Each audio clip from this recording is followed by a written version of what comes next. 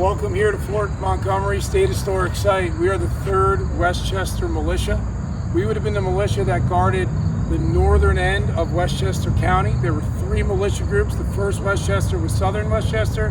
The 2nd was near what's now Bedford, and the 3rd was from Van Cortlandt Manor north to the border of what was then Dutchess County and today is Putnam County. What you'll see here is a variety of different clothing that would have shown up for militia service. Each man is outfitted as he would have been called out by New York state law to serve in the militia. So you'll see these men, if they do a right about face real quick, turn around gentlemen, you can see they're all carrying a pack. Those are called knapsacks, and then that gentleman second from the end there, he's carrying what's called a market wallet. That was also a common way of carrying goods. In these packs would have been possibly an extra pair of stockings, shirt, their rations for 3 days, and any other form of comfort of home they might have been able to carry. You'll also see some of them are carrying a blanket roll. Sleeping bags didn't exist at the time. This is just a simple wool blanket rolled up and attached to their pack. So you can turn around, gentlemen. They're also required by law to have a working fire lock. So you'll see some of these men are carrying a civilian style fowling piece. This is like a modern day shotgun. This would have been used to hunt turkeys, to shoot at rabbits, maybe even take down a deer on your property. It was not made for military use. You'll see they're all very slender, and the wood goes all the way up to the top of the barrel, meaning you can't take something called a bayonet. We do know from documentation that some of the men in the Westchester Militia did have military-style muskets. And you can see one right here and one that Neil has there. These are English-style military muskets. You'll see the wood is thicker on them, and it stops. It only comes to about there, and they don't have a front sight. They have what's called a lug, and that is so it can take their secondary weapon. The secondary weapon being a bayonet. The bayonet was considered one of the deadliest weapons of the 18th century. The point of the muskets was to soften up the enemy, and then they'd be ordered to fix bayonets and charge bayonets. And that was what would dislodge an enemy from the field. The last great battle of the American Revolution, the Battle of Yorktown, that is how the Americans won the day, with a charge by many New Yorkers under the command of Alexander Hamilton, using bayonets to dislodge the British. So you see a variety of clothing as well. You'll see no uniforms. The Westchester Militia had no uniforms. Some militia units in Manhattan early in the war did have them, we did not. Westchester was not considered a wealthy area at the time, so we're just going to come with whatever we have on. Only type of military type piece of clothing you'll see is right here, and this is called a hunting shirt.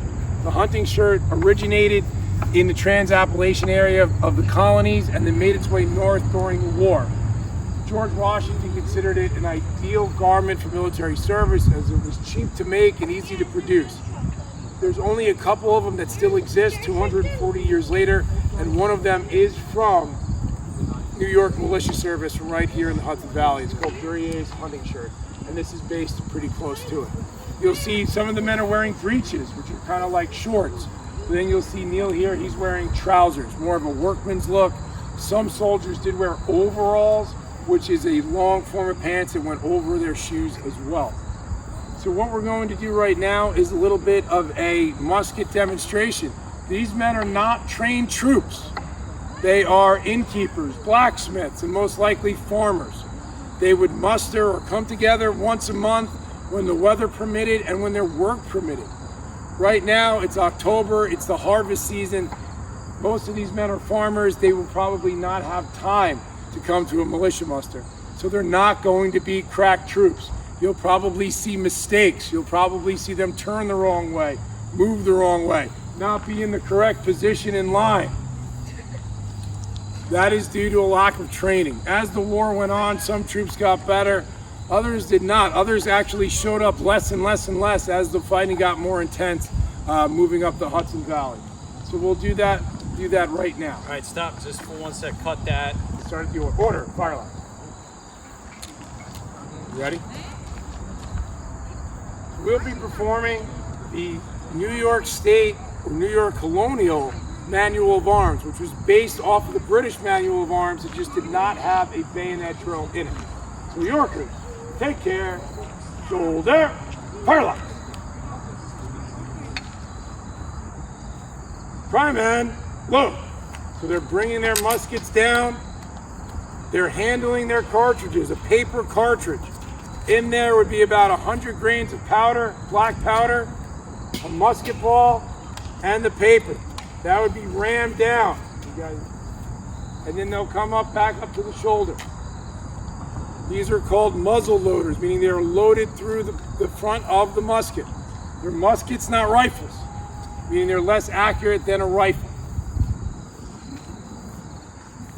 Now we're going to fire. A good soldier could fire about 3 times a minute.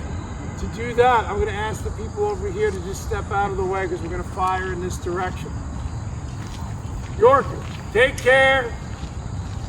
March by the left. Wheel. You'll see they're not very good at marching. A little out of step, a little out of line because they're militia. Halt. Make. Ready. Then bring their muskets to the front. Bring the cock all the way back. Present. Bring their musket to their shoulder, taking their feet, putting them at a right angle. Fire! You'll see one of the muskets did not go off. Militiamen, again, not being the most reliable troops. Shoulder, firelocks. Prime man, load. Uniformed troops would be all doing this together by the same motion. Muskets would be even. But you'll see these are militia troops. They're inconsistent.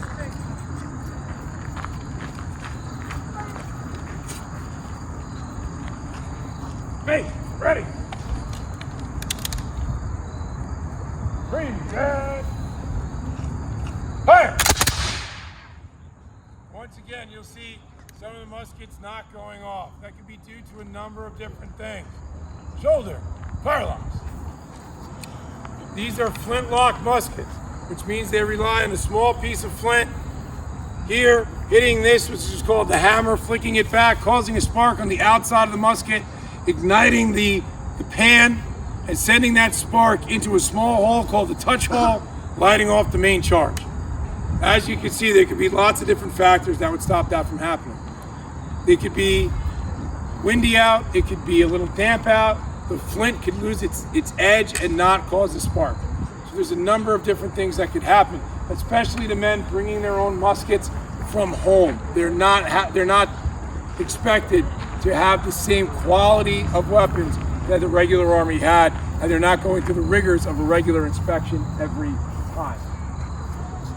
You'll see in their marching, they're not as good. I'm going to order them to march. In the military, I'm going to tell them the direction, and then they're going to march forward off their left foot. To the front, march. Left, left, left. You see that line, not very straight. Left, left. Huh. If I want to get them to turn back around, I'm going to give them the order to the right about, haste. And you'll see one of them not knowing their right from their left. Typical militia. If I want to get them to swing back into line to face everyone, I'm going to tell them to prepare to march by the left wheel. And they should be swinging right into line. Again, noticing a little bit of an inconsistency there. Halt! Yorkers, secure your firelocks. What they're doing here is they're bringing them down, making sure there's no more powder, embers, anything left in those muskets. It's a safety procedure that existed in the 18th century. Shoulder your firelocks. Order your firelocks. That's good, Denise.